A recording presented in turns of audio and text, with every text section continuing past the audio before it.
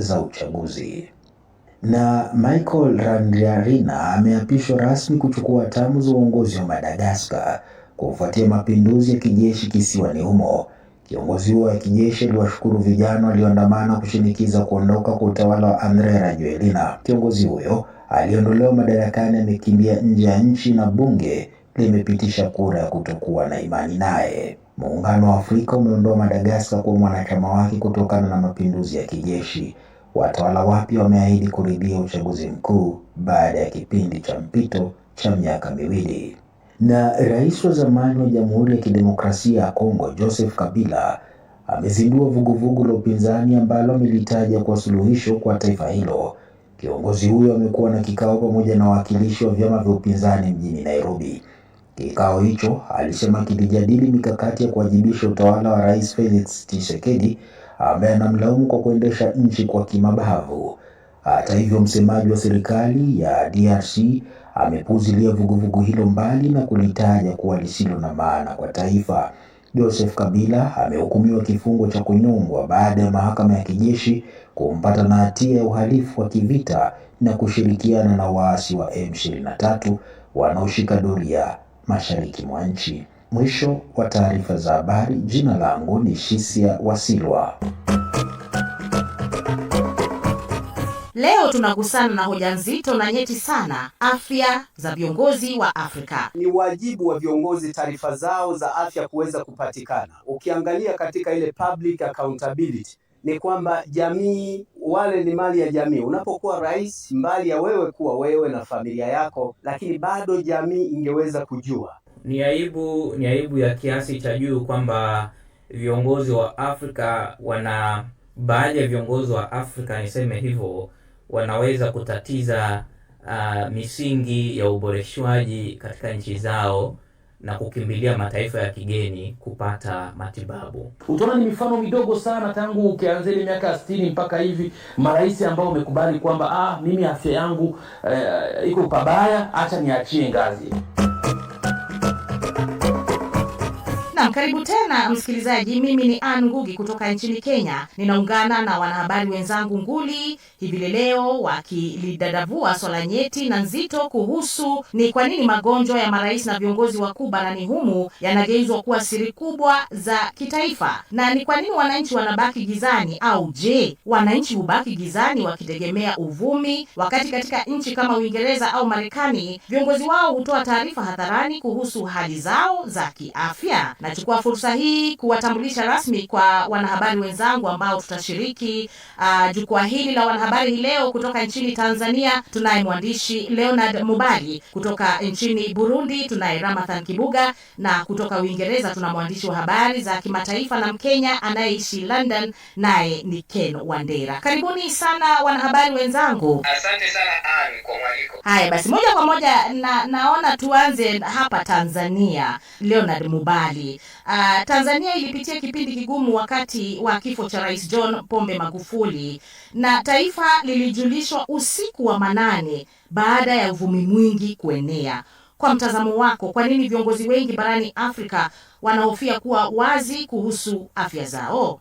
Naam Ann, unajua ni kweli, si Tanzania tu, labda Tanzania inaweza kawa ndo mfano wa hivi karibuni, lakini pia ni wajibu wa viongozi taarifa zao za afya kuweza kupatikana. Ukiangalia katika ile public accountability ni kwamba jamii, wale ni mali ya jamii. Unapokuwa rais, mbali ya wewe kuwa wewe na familia yako, lakini bado jamii ingeweza kujua. Lakini kuna mambo mengine pia katika ile tunasema leadership transition, kwamba afya yako inapojulikana, kwa sababu wananchi bado watahitaji huduma kwa kiwango kile kile, ni lazima wajue kwamba who is saving us now, anayetuhudumia ni nani. Kwa hiyo kama ulivyosema, jambo jingine ni kwamba wananchi wanapaswa kujua afya za viongozi wao hao wakuu, kwa sababu ni haki yao ya kujua. Kwa hiyo kama ulivyoweka huo mfano hivi karibuni, wakati huo labda wa hayati Magufuli, ni kwamba wananchi walikuwa na hamu ya kuweza kujua yuko wapi rais wao, anasumbuliwa na kitu gani. Lakini ukirejea sasa, ni haki yao ya kimsingi, na ni jambo ambalo huwa linaleta taharuki sana pale ambapo linakuwa halitolewi. Kwa hiyo ni jambo ambalo nadhani haipaswi taarifa yake kukawia. Na shukran sana Mubali. Labda kabla sijajongea karibu na Ramadhan, kwa sababu pia kuna tukio kama hilo lilifanyika Burundi, nirudi kwako Ken Wandera. Wewe upo Uingereza kwa sasa, nchi ambayo imeweka mfano bora wa uwazi. Tumemwona Mfalme Charles akijitokeza hadharani kusema ana saratani, pamoja na mke wa mwanamfalme Catherine naye akieleza safari yake ya matibabu. Kwa nini uwazi kama huu hauonekani barani Afrika? Tatizo lilopo barani Afrika ni kwamba mara nyingi viongozi wa Afrika wanajihisi kwamba wao wana uwezo kuhusu afya zao na hakuna chochote kinachoweza kuwafanyikia, kwa sababu wanahisi kwamba mihimili ya nguvu walizo nazo za kisiasa chochote hakiwezi kuwatendekea. Lakini ulivyoeleza ni mataifa yaliyokuwa kidemokrasia, Marekani, Uingereza na kwingineko, linakuwa ni swala la kawaida. Hata rais anapochaguliwa, anapoingia madarakani, anatakikana kutoa uwazi kuhusu afya yake, na umekuwa utamaduni wa nchi hizo ambazo zimeendelea kwamba ni utamaduni wa kisiasa, na vile vile jukumu ni kwa wananchi kujua ni nini kinachoendelea na kiongozi ambaye yuko madarakani. Lakini Afrika tuna utamaduni wa kisiasa wa usiri na nguvu. Mara nyingi afya ya kiongozi inaonekana kama kipimo cha uimara wa mamlaka yake. Viongozi wa Afrika wengi kuamini kwamba kukiri kuwa wanaumwa kunaweza kuonekana kama udhaifu na kuwapa wapinzani au wanaopinga serikali nafasi ya kuhoji uhalali wao wa kuendelea kuongoza. Na pia kuna hofu katika za athari za kisiasa katika jamii za Kiafrika, ambapo baadhi ya mataifa unakuta kwamba habari za rais au waziri mkuu anaumwa inaweza kusababisha mtafaruku wa kisiasa, kushuka kwa imani kwa kiongozi huyo na kwa wananchi, na hata kukawa na mapambano ya madaraka ndani ya chama tawala. Na hicho kinaweza kuwa ni kitu kinachowauma kichwa sana, kwa sababu wanahisi kwamba hicho kikitendeka inaweza kuwa ni ishara ya kwamba zile nguvu za kisiasa au nguvu za madaraka zinaondoka, na labda ndio njia mojawapo wanajaribu kuweka usiri mkubwa kuhusu afya yao. Lakini vile vile niseme kwamba kinyume na mataifa mengi ambapo afya ya kiongozi ni jambo la umma, sehemu kubwa ya Afrika bado inashikilia mtazamo kwamba masuala ya kiafya ni ya kibinafsi, hata pale ambapo afya ya kiongozi inahusiana moja kwa moja na uwezo wake wa kuhudumia taifa. Tunavyojua ni kwamba vyombo vingi vya habari havina uhuru wa kutosha kuhoji hali ya viongozi hao. Taarifa kuhusu maradhi au safari ya matibabu ya nje ya kiongozi au gharama zake mara nyingi huwa zinabaki ni siri kubwa sana kwa watu wachache wa karibu na mamlaka au familia ya rais. Kwa hivyo nafikiri kutoka enzi za ukoloni, serikali moja hadi nyingine, kumekuwa na mtazamo kwamba kiongozi ni baba wa taifa na mtu asiyeweza kuonekana dhaifu au kuumwa hadharani. Na hiyo kwa mtazamo wangu imejenga utamaduni wa kulinda hadhi na heshima ya kiongozi kwa gharama ya ukweli kwamba ni nini hasa kinastahili kufanyika. Lakini mtazamo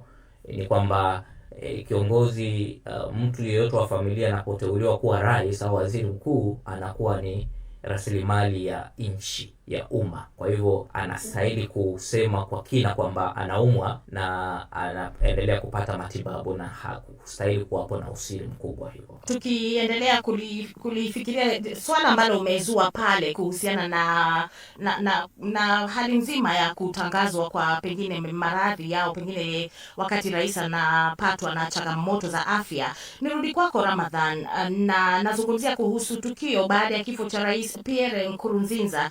Taifa lilipigwa butwaa, taarifa rasmi zilichelewa, na hadi leo chanzo kamili cha kifo chake kinajadiliwa. Pengine swali la kwanza ambalo ninauliza, je, huu usiri unalenga kulinda heshima ya taifa au unaficha udhaifu wa mifumo ya uongozi? Asante sana Ann. Manake kama alivyotanguliza mwenzangu Ken hapo juu ni kwamba ukionyesha udhaifu kama kiongozi barani Afrika au ubovu, ni kwamba unaweka hatarini niseme utawala wako. Hii ndio imekuwa ni kwamba mtawala ni ishara ya nguvu. Na mfano hapa Burundi alivyofariki Rais Pierre Nkurunziza, miaka 5 iliyopita. Yeye pengine tofauti na wengine ni kwamba hajaumwa sana, maanake Jumamosi alionekana kwenye harakati zake za kimichezo. Alikuwa ni mtu mwanariadha au mcheza mpira sana.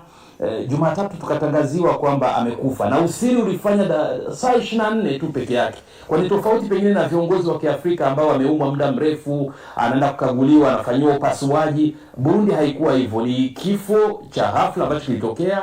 Lakini mpaka sasa ni kwamba rasmi rais alifariki kutokana na mshtuko wa moyo, kitu ambacho pengine baadhi wanahoji au wanateta kwamba pengine sio hivyo. Kwa hiyo kumekuwa na hili jambo la usiri mkubwa mpaka leo, miaka 5 baadaye, watu wanafahamu kwamba rais amekufa kwa mshtuko wa moyo, ingawa ukiuliza watu wengi hawakubali kwamba ni mshtuko wa moyo, kwa sababu walimuona kwamba ni kiongozi jasiri, kiongozi mwenye nguvu, anacheza football maana yake siku 6 kwa siku 7 za wiki. Ni kitu ambacho ilikuwa ni vigumu kuelewa. Lakini kama viongozi, kama watu wengine, hawa ni binadamu. Tizama takwimu za haraka ni kwamba viongozi wa Kiafrika wasiopungua 22 wamekufa wakiwa mamlakani. Maanake hii inaonyesha kwamba ukianza enzi za ukoloni mpaka leo kwamba na hao vile wamekuwa wanakufa. Lakini sio kazi rahisi, na wengi hata wakiumwa hawakubali kwamba wanaweza wakaachilia ngazi. Utaona ni mifano midogo sana tangu ukianza ile miaka 60 mpaka hivi, marais ambao wamekubali kwamba mimi afya yangu iko pabaya, acha niachie ngazi. Mifano midogo, pengine Mba alimwachia wakati ule Omar Bongo, pengine Aijo rais wa Kameruni alimwachia wakati ule akampa nafasi Paul Biya ambaye leo miaka 92 93. Ni mifano michache. Au pengine hata mtu akiacha anamwachia nduguye, kama ilivyokuwa kule Djibouti, Abtido anaondoka anamwachia Omar Gere ambaye ni mpo wake. Ni mifano midogo, lakini mpaka leo bado viongozi wanaamini kwamba ukiachia nafasi watu kujua afya yako ni kwamba umeleta mzozo mkubwa na pengine kuangushwa. Na kweli natokea Mobutu alipokwenda Morocco, akatangaza kwamba anaumwa, amezuiliwa hospitali. Ilikuwa ni fursa 96, uasi ukaanzia kule mashariki ukaenda mpaka ukamng'oa. Wakati ule anazungumza kwamba maadui zangu wametumia nafasi ya ugonjwa wangu wakanichoma kisu kwenye mgongo na kuangusha utawala wangu. Kwa hiyo vile natokea, na viongozi wengi wanachukulia kwamba bora uonyeshe kwamba wewe hauumwi, kwamba kuumwa kwa rais ugonjwa au afya yake ni siri, ili sibeki kuja kuleta nidhamu baadaye kwenye utawala wako. Na hapa nyumbani nchini Kenya niliko, kumekuwa na utamaduni wa kimya kuhusu afya za viongozi. Mfano ambao uko hai kabisa ni kwamba aliyekuwa waziri mkuu Raila Odinga na pia vile aliyekuwa rais nchini Kenya Uhuru Kenyatta, mwanzoni mwa mwaka huu kulitokea uvumi mwingi sana, hata kukatokea uvumi kwamba huenda hayuko, na huenda kwamba hata hayuko ashaondoka duniani na mambo kama hayo. Na ilichukua muda mwingi sana kwa timu yake ya mawasiliano kuweza kuwasiliana vyema. Yeye mwenyewe pia hakuzungumza mengi, bali kulikuwa na siasa nyingi zinazozunguka hali ya kupotea kwake na kadhalika. Kwa hivyo swali langu ni hili, na nafikiri tutaanza na Leonard Mubali. Je, Afrika inaweza kuweka utaratibu rasmi wa kutoa taarifa kuhusu afya za viongozi bila kuvunja faragha zao?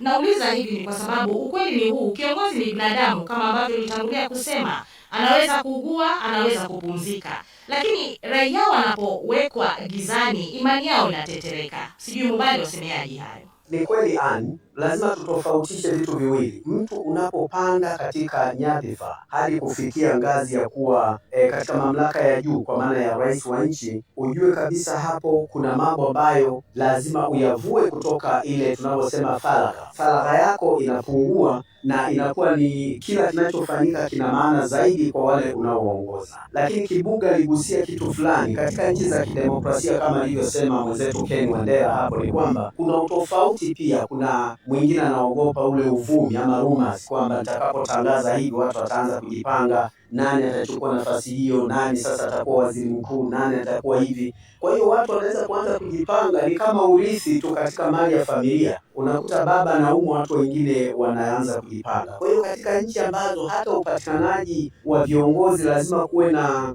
mizengwe na kujipanga. Unajua katika demokrasia ya kweli kwenye debe kisema wa Kenya ama huku kura tunaposema, ndizo zinazoamua. Kwa hiyo nikirejea kwenye swali lako kwamba hiyo faragha ya viongozi, ni lazima waelewe unapopanda juu na kuwa rais tayari hata familia uiambie kwamba mimi sasa hivi nimekuwa ni public figure. Ninavyosema hivi ni kwamba yako mambo ambayo nitaamua, kama bado hata kama familia haipendezi kwamba mnapotembea nyuma kuwe na watu wanaokufuata kwa maana ya walinzi. Hata kama wewe upendi, hakuna siku utasema naomba niwe natembea peke yangu, nyie huko hebu nendeni mkalale. Hiyo ni ishara kwamba unapokuwa public figure wewe lazima uwe na ile public accountability, lakini ni lazima uwe mtu ambaye unaweza kuwajibika kwa umma zaidi. Hilo ndilo ninalosema ni la msingi. Kwa hiyo tukirejea ubinafsi huo wasahau, hasa mtu unapokuwa umefikia ngazi ya urais. Hospitali ambazo wao wenyewe wanasimamia na ambazo wananchi wao hutegemea kila siku. Hii ni ishara ya wazi kwamba hawajayapa uzito maendeleo ya sekta ya afya nyumbani. Lakini vile vile ifahamike kwamba hao baadhi ya viongozi wanaotaka kuepuka aibu nyingi nje ya bara la Afrika. Lakini pia niseme tu kwamba hii ni kuendeleza ule unyonyaji wa mali za umma. Unakuta hakuna maendeleo katika nchi fulani, lakini kiongozi anataka kwenda kuishi Ufaransa kwa wiki nzima, hata mwezi mzima. Tunaona viongozi hapa Afrika ambao wamemaliza miezi nje ya Afrika, yani ni rais wa nchi fulani lakini anaishi Ufaransa. Mara tumeona wakati ule rais wa sasa wa Cameroon Paul Biya ametoka Cameroon ameelekea Ufaransa na anazunguka tu huko nekana na watu ambao anawaongoza kasumba kama hiyo. Lakini mimi nasema tu kwamba ni unyonyaji wa mali za umma. Safari hizi mara nyingi kufadhiliwa na pesa za walipa kodi, wakati raia kwa kawaida hawana uwezo hata kupata huduma za msingi. Ni ukosefu wa haki wa uwazi. Na bila shaka Ken, shukrani kwa hoja hiyo. Tunakuja kumalizia, na wakati ambapo tunamalizia jukwaa la wanahabari, tunatoa fursa kwa kila mwanahabari ambaye anashiriki jukwaa hili kutoa kauli yake. Nitaanza na Ramadhan Kibuga ukiwa pale Burundi. Wakati ambapo unatoa kauli yako ya mwisho kuhusiana na mada ya leo, pengine pia ongeza, unaonaje jukumu la vyombo vya habari katika kulinda ukweli wakati kama huo ambapo kuna changamoto, yani vipi raia waelezwe kuhusiana na hali ya ugonjwa wa rais ama kiongozi mkuu serikalini?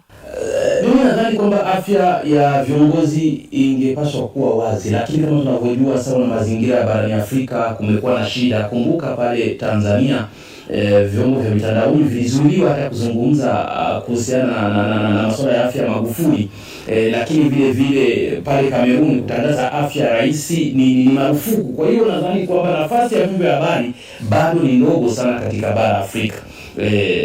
Mugabe ile wakati anaumwa alikuwa anasema kwamba habari za kuumwa ni uongo mtupu, kwamba mambo ambayo yanatengenezwa na vyombo vya habari vya kizungu. Kwa hiyo bado kuna shida hapa barani Afrika kuhusiana na vyombo vya habari kama vitakuwa huru kutangaza afya ya viongozi wake. Lakini nadhani kubwa zaidi ni kwamba viongozi wetu wana shida kidogo ya kuheshimu katiba, kwa sababu ni kweli anajua kwamba niko rais, lakini kama mimi nitakwenda kupumzika, kwamba mimi nitakufa, mambo yamepangwa ni hivi, nitarifiwa hivi, lakini hayo ndio hawako tayari kuyakubali. Ndio unaona kwamba mambo ya usiri yanaendelea kuwa ni Omari ya Adua. Nakumbuka ule wakati mwaka 2010 kule Nigeria alisema kwamba afya yake ni siri ya dola. Buhari alijaribu kuweka wazi miezi 3 London, miezi 5 London, lakini haijawahi kuwa wazi kama vile inavyozungumzwa. Kwa hiyo naamini kwamba vyombo vya habari nafasi yake ni ndogo sana katika bara Afrika kuweza kufichua. Kitu kikubwa ni viongozi wetu waamini kwamba licha ya kwamba ni viongozi lakini wao ni binadamu. Lakini waigie mfano mataifa haya ya kimagharibi au demokrasia ambazo zimekuwa kwamba mtu anatangaza kwamba mimi na saratani ya tezi dume, kwamba nafanywa hivi na kwenda kwenye matibabu, ukiamini kwamba katiba imechorwa vizuri kwamba pale utakuwa haupo kuna wale warithi wako ambao watakuja. Hivi nadhani kwamba itakuwa ni jambo muhimu, baada ya kuona viongozi wetu wanakwenda kwenye yale viti vya magurudumu vya wagonjwa. Unaona kama ni kiongozi wa nchi. Tumeona hivi majuzi pale Kameruni watu wanaandaa mduli wa mtu ambaye ni mgombea. Nadhani mengi ni kujifunza kwamba tuheshimu katiba na tuheshimu kwamba kuna utaratibu. Leo kiongozi yupo, kesho anaweza akawa hayupo, na utaratibu huo umewekwa wazi. Shukran sana Ramadhan. Kauli yangu kama Ann ni kwamba usiri kuhusu afya ya rais au kiongozi mwenye ushawishi mkubwa ni kama dharau kwa mwananchi. Raia wana haki ya kujulishwa si kila undani, bali taarifa muhimu kuhusu afya ya viongozi wao. Tanzania ilijifunza kupitia kifo cha Rais Magufuli, Burundi kupitia Rais Nkurunziza na mataifa mengine pia barani Afrika nayo yameshuhudia ukimya wa muda mrefu kuhusu afya za viongozi.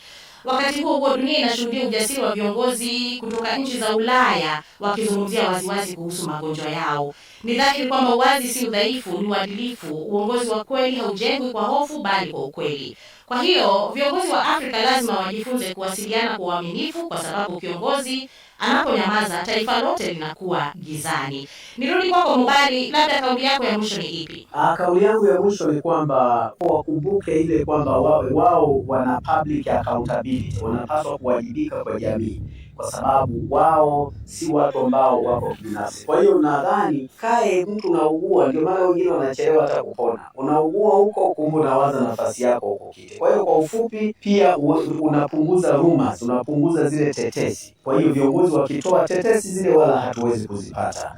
Kwa hiyo wakishatoa taarifa mapema hakuna tetesi tena. Mimi nadhani ni hayo. Haya, Kennedy, tufungie kauli. Vyombo vya habari viendelee kuibua wasiwasi kama huo ambao upo ndani ya macho ya umma, lakini niseme vile vile pia kwa viongozi wanapofisha maradhi yao wanadhoofisha imani ya umma na kuendeleza utamaduni wa kisiri unaozuia uwajibikaji. Na nafikiri ni wakati sasa wa kujirudi na uwazi kushamiri ili afya ya taifa isisimamie juu ya afya ya mtu mmoja. Na shukran sana, ni hayo tu kwa leo. Shukran kwa kusikiliza Jukwaa la Wanahabari. Kama wanahabari wenye uzoefu, tunaleta uchambuzi wa masuala mbalimbali na kukuvunjia mambo ambayo huenda hukuyafahamu vyema, iwe ni afya, siasa, teknolojia au mabadiliko ya kijamii. Tafadhali endelea kuchangia maoni na maswali yako, kwa sababu jukwaa hili ni lako, msikilizaji wetu wa Afrika. Asante sana hapo hivi Ngugi, na nazidi kusonga mbele kwa udadavuzio na kikao kizima kwa kazi ambayo mnafanya nzuri. Wakati basi ni wakati mwafaka, msikilizaji, nazidi kusonga mbele kwenye matangazo yetu haya ya moja kwa moja